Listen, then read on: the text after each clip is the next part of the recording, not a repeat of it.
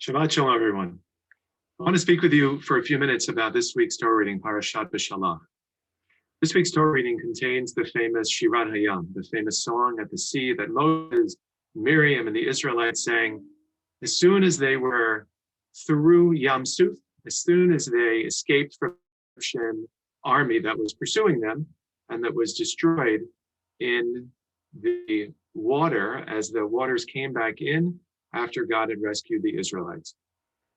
So this week, of course, we read the song at the sea, Shirat Hayam, as part of the week Torah reading, and we do so in a very dramatic way, and that's what I want to talk to you about.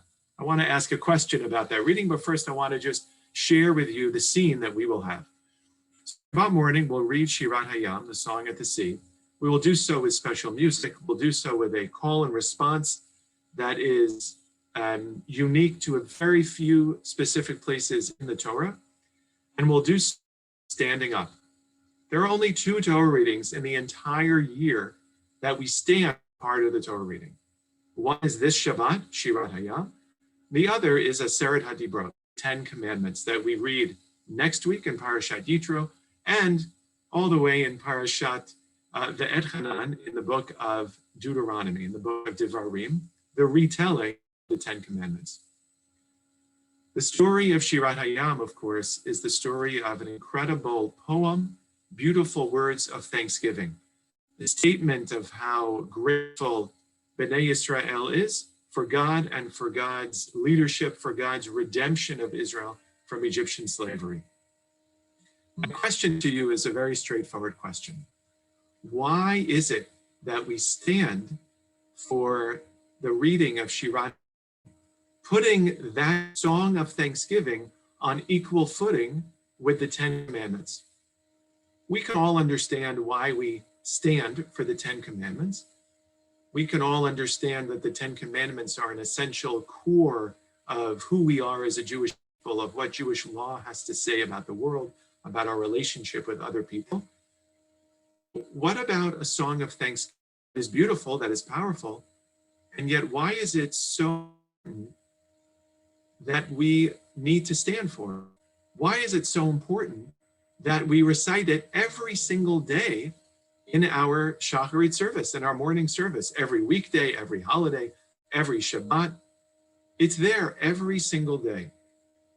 So I want to share with you one verse from the Shirah and suggest that maybe it has to do with that. When people saw the wondrous power, Vayar Yisrael et hayad hagadolah asher asah Adonai b'Mitzrayim, is actually from before, when Israel saw this power which the Lord had wielded against the Egyptians, the people feared the Lord, they had faith in the Lord and in his servant Moses. Vayiru ha'am et Adonai, vayamidu b'Adonai u'Moshe avdo.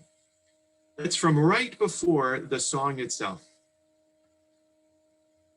A rabbi whose words I read and whose words I really found very powerful suggested that that verse is the core, the key idea to helping us understand why this is so important, why Shirat Hayam is so important for us to say.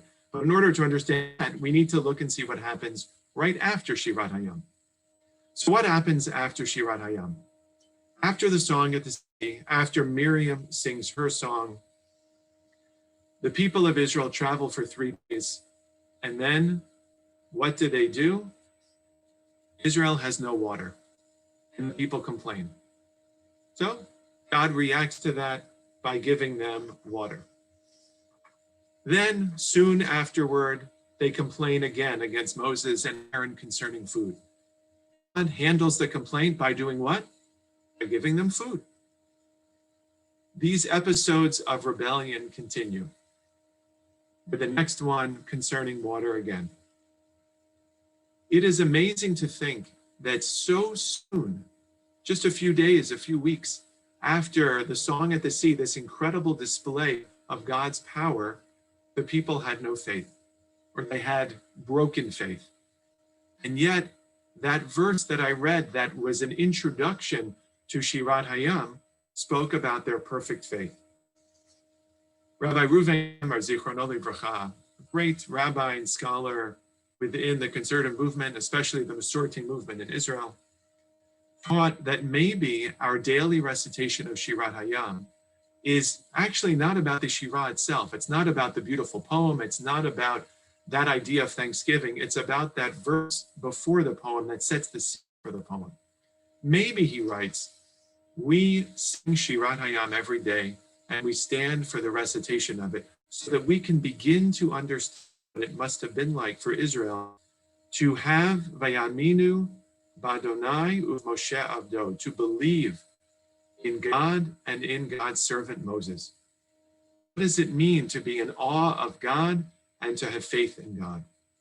Maybe Rabbi Hammer understands, maybe we read Shirat Hayam every day so that we too can have faith. It is hard to have faith in our world. It's hard to believe fully in God when we see so much darkness around us, when we see so much pain and so much sorrow. And yet, maybe that is what the point is. Maybe that is what it is all about. Near the end of the Shirah, we read this verse, Nachita v'chastecha amzu ga'alta, nehalta ve'ozcha el nevei kodshecha. In your love, you led the people you redeemed, and in your strength, you guide them to your holy place. Maybe all of us are supposed to think of these two verses as bookends. One talking about faith before the song, and one near the end of the song telling us about love, about God's love for us, about God's redemption of us from slavery in Egypt, and of God's strength as God guides us to Eretz Israel. Maybe for each one of us, we are supposed to understand that God can be there for us too, guiding us, providing us with strength, providing us with love. Hopefully, on the other end, we have our faith that we give God, that we provide to God, and that lights the way for us as well. Shabbat Shalom.